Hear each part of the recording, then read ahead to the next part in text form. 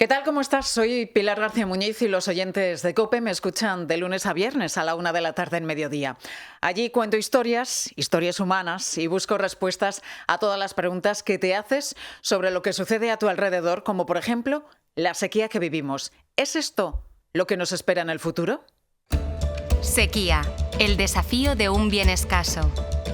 Un videopodcast original de COPE con Pilar García Muñiz.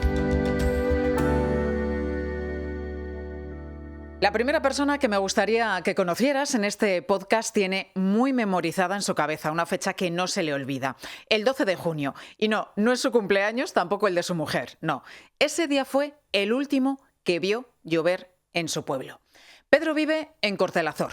Es un municipio de 330 habitantes en la provincia de Huelva, un municipio de interior que depende de la ganadería. De hecho, su fortaleza se basa principalmente en la cría de cerdo ibérico. Pero no quiero que nos detengamos de momento en el pueblo. Quiero que te fijes conmigo en Pedro. Cuando hace un par de años, en 2020, se levantaron por primera vez las restricciones por la pandemia, por el coronavirus. Pedro me cuenta que se debatió entre recorrer los Pirineos en caravana o instalarse, como finalmente hizo, en la Sierra de Huelva. Pasaron los meses y se dio cuenta de que esa forma de vida le gustaba. Y a sus 33 años se planteó poner en marcha una casa rural. En sus paseos por el pueblo había echado ya el ojo a una casa antigua, a una casa concretamente del siglo XIX, de 1880. Una casa que fue en su día una carpintería. Eso sí, había que remodelarla por completo además, y después de mucho pensarlo, pues decidió invertir parte de sus ahorros, concretamente 200.000 euros. Has escuchado bien, 200.000 euros para montar un agroturismo con 3 habitaciones y 2 cuartos de baño.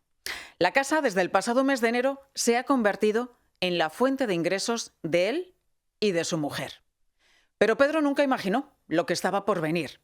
Cortelazor se convertía este verano en uno de los 300 pueblos que ahora mismo en España sufren restricciones por la sequía. Probablemente te preguntes si 300 pueblos son muchos o si son pocos. Bueno, pues en España hay cerca de 8.100 municipios. Esos 300 representan un 4%. Es decir, ahora mismo hay 260.000 personas que tienen cortes de agua o restricciones en el uso, por ejemplo, para regar o, por ejemplo, también para lavar sus coches. En el caso de Pedro, la situación es más complicada porque, claro, los clientes que se alojan en su agroturismo, si abren el grifo a partir de la medianoche y hasta las 7 de la mañana, pues se van a encontrar con que no sale nada. Y en verano esta situación se amplió de 4 a 6 de la tarde. ¿Te imaginas vivir así? ¿Te imaginas vivir 9 horas al día sin agua en tu casa? Cuando hablo con Pedro me reconoce que el escenario es complicado. Como te decía, en junio y julio, este verano, no ha llovido absolutamente nada en el pueblo. De media han tenido además temperaturas muy altas, en torno a los 43 grados. Y lo peor de todo es que la fotografía no es nueva. Los vecinos más antiguos le recuerdan lo que sufrieron ya en 1982. Se cumplen ahora 40 años de una de las peores sequías que vivimos en España. Entonces, 52 pueblos sufrieron cortes diarios de agua. 52 pueblos frente a los 300 actuales. Pues desde el pasado mes de junio, el pueblo tiene un vecino nuevo. Se trata del conductor del camión cisterna que les abastece de agua con un depósito de 30.000 litros. Y desde julio, Pedro tiene que avisar lógicamente a los turistas que se quieren alojar en su establecimiento de los cortes de agua con el peligro de cancelación de reservas. Y desde julio a Pedro le ronda por la cabeza una pregunta. Si el futuro es similar a la sequía que padecemos, ¿habrá merecido la pena la inversión de 200.000 euros en su agroturismo? Pedro no vivió la sequía del 82, entonces tuvieron que pasar 2 años para que se secaran por completo los manantiales. Ahora solo han hecho falta unos cuantos meses. Que ni la propia gente de aquí que se esperaba que haya sido tan rápido. Claro, no es lo mismo que se vayan secando en 2 años, ¿no? Que vayan disminuyendo las precipitaciones y se vayan secando, que este año es que estamos hablando de que en cosa de un año se han agotado los recursos de agua. Pues la del 82 se convirtió en una de las 5 sequías más graves de España desde que hay registros. ¿Estamos a puertas de la sexta?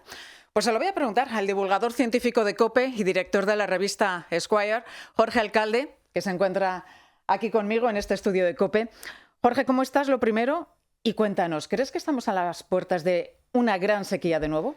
¿Qué tal, Pilar? Pues estamos a las puertas y de una gran sequía próxima y de alguna más que tendrán que venir, porque es cierto que el ser humano en este lugar del planeta, de la península ibérica, está acostumbrado a que haya sequías periódicas. Fíjate que en el siglo XX hubo una sequía gorda, de las buenas, cada década. Cada década tuvo su gran sequía. Pero también es cierto que se están acortando los plazos entre una y otra. Es decir, que cada vez tendremos sequías con menos diferencia de una década entre cada una de ellas. Y por lo tanto, pues claro, Pedro y todos los que hayan invertido en un negocio que tenga que ver con el suministro de agua van a ver que tendrán más crisis con menor tiempo para recuperarse entre una y otra. Claro, se están acortando esos tiempos, ¿no? Esos plazos entre sequía y sequía. Sí, es verdad que influye mucho la situación en la que se encuentra España. Estamos en la zona templada del planeta y bajo la influencia de dos corrientes. Una del Atlántico, que nos trae aire fresco y frío, pero también está esa corriente que viene directamente de África con un aire mucho más seco y caliente. ¿Qué quiere decir esto? ¿Nos tenemos que acostumbrar a tener esas sequías cada menos tiempo? ¿No podemos hacer nada para luchar contra ellas? Bueno, para luchar contra las sequías, lamentablemente poco. Podemos hablar posiblemente de cuántas de estas sequías nuevas tienen que ver con la acción del hombre y, por lo tanto, si el hombre deja de contaminar la atmósfera o de enviar CO2 a la atmósfera, se podría superar. Pero efectivamente hay sequías, como tú bien dices, que tienen que ver con la posición que ocupa la península ibérica en el planeta. Estamos, tú lo has explicado muy bien, entre dos fronteras de corrientes de aire diferentes, pero estamos en lo que los científicos llaman un ecotono, una frontera de diferentes formas de vivir. Tenemos, por un lado, contacto con la placa ártica, y por lo tanto tenemos formas de clima y de vegetación similares al norte del planeta. Por otro, contactos con la placa geológica africana. Tenemos formas de clima también y de vegetación similares a África.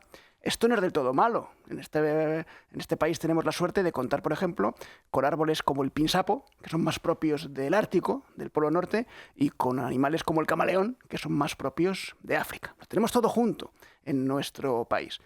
Pero tiene un defecto, y es que climáticamente se produce una gran muralla de aire, de corrientes, que impide que las nubes cargadas de agua que vienen del norte penetren con facilidad en la península ibérica. Esta muralla, hemos oído muchas veces el anticiclón de las Azores, por ejemplo, esos anticiclones que se establecen encima de la península ibérica y colapsan prácticamente la circulación de los vientos, eso hace que el agua no llegue.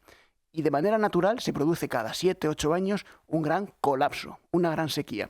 El problema es que con el cambio del clima y con el aumento de las temperaturas globales, esto pasa más a menudo y durante más tiempo y no nos da tiempo a recuperarnos entre una y otra. Has citado hace un momento la acción del hombre. ¿Una sequía se produce solamente por la falta de agua? No necesariamente.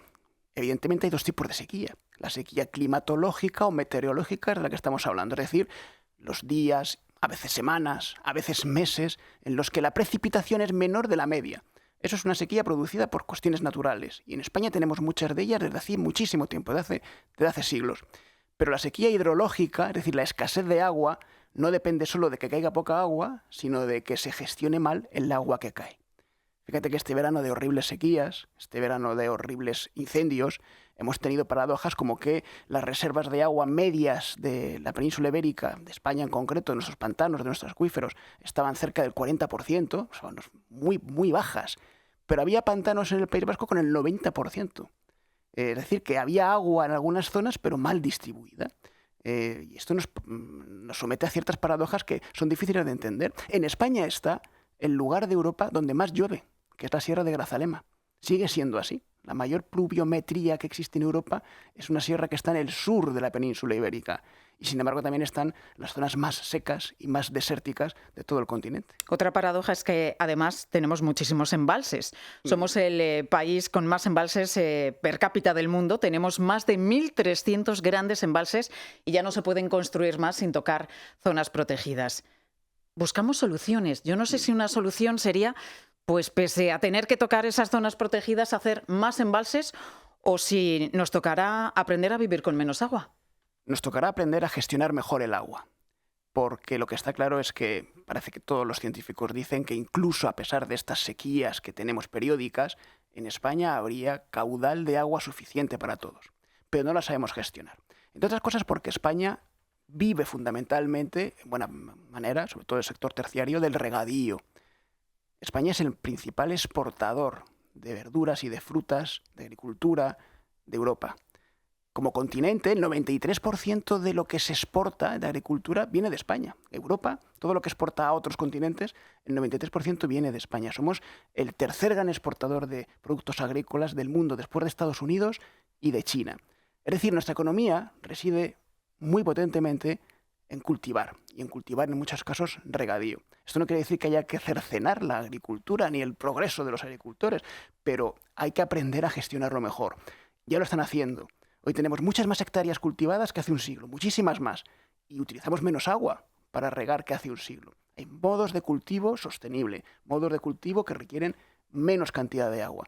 Lo que pasa es que si ahorramos agua en una hectárea y a cambio plantamos 15 hectáreas más, pues no estamos resolviendo el problema. Lo que tenemos que hacer es seguir manteniendo un uso sostenible del agua, seguir permitiendo que nuestros agricultores y agricultoras sigan viviendo de ello bien y sigan exportando lo bien que lo hacen, pero con un recurso mucho más moderado. Jorge, ¿qué podemos aprender de zonas desérticas como por ejemplo los Monegros en Aragón? Bueno, que se puede vivir, aunque no es deseable que toda una extensión como la península ibérica viviese así. Podemos vivir gestionando bien el agua, o como las plantaciones de Almería, los plásticos del ejido, zonas donde con cultivos hidropónicos, es decir, con muy poquita cantidad de agua, se pueden conseguir pues, que aparezcan especies vegetales que requieren mucha más agua en otros lugares del planeta. Yo creo que nuestra agricultura es modélica en todo el mundo en cuanto a la gestión de los recursos. Lo es así porque, bueno, por desgracia, los agricultores españoles llevan siglos peleando con estas sequías periódicas. Saben sacar el máximo recurso a una gota de agua y lo hacen muy bien. Y podemos cultivar aguacates, podemos cultivar mangos, y podemos cultivar arroces, y podemos cultivar cultivos de regadío con muy buena salud y con muy buen éxito en el mercado internacional. Pero si queremos crecer, habrá que seguir invirtiendo en que estas técnicas lleguen a todos los agricultores españoles y que por lo tanto tengamos una agricultura modélica, no solamente en cómo usamos el recurso del agua, sino en la cantidad de producto que sacamos de él. Otra zona desértica del mundo es Israel. Es un país que produce un 20% más del agua que necesita y que suministra también parte de esa agua a Jordania. Su apuesta es por las plantas desalinizadoras. Aquí en España también hay algunas. Sí. ¿La solución viene por ahí también? Podría ser una solución en algunos lugares. Por ejemplo, en las islas. Las islas no tienen otro remedio que acudir a este tipo de tecnologías porque las infraestructuras para llevar agua potable desde otro lugar de la península son mucho más complejas. Sí es verdad que estas plantas tienen sus pros y sus contras. Están muy avanzadas tecnológicamente. Consisten básicamente en meter agua del mar en unas membranas semipermeables. Los que nos acordamos del colegio cuando hablábamos de la ósmosis, aquello de que un líquido que entra por una membrana semipermeable sometido a suficiente presión genera pues un filtro, una labor de filtro que hace que el agua que pasa por el otro lado esté libre de las impurezas del mar, de las sales y de los minerales del mar y pueda ser potable. Pero para conseguir esa presión en grandes cantidades hace falta mucha energía. Las plantas desalinizadoras son muy exigentes energéticamente y mucha de esa energía todavía hoy en día se suministra, por ejemplo, entre otros países, en Israel, con combustibles fósiles, con lo cual estamos contaminando para conseguir el agua que queremos obtener. No es perfecta la tecnología, aunque es muy prometedora en lugares como Israel, donde no hay otras fuentes de agua, o en las islas, insisto, donde efectivamente estas tecnologías que ahora son mucho más sostenibles, invierten en menos energía, son mucho menos contaminantes, pues pueden funcionar. Pues Jorge Alcalde, divulgador científico de COPE y director de la revista Square, ha sido un placer tenerte aquí. Gracias por haberme acompañado en este podcast sobre la sequía. Gracias, Jorge. El placer es mío y mil gracias por la invitación. Y a ti también, gracias por estar ahí. Si te ha gustado, ya sabes, compártelo. Yo te espero de lunes a viernes a la 1 en Mediodía COPE con más historias y con muchas más respuestas a todas esas preguntas que te haces tú, que nos hacemos todos, sobre todo lo que está sucediendo a nuestro alrededor. Gracias.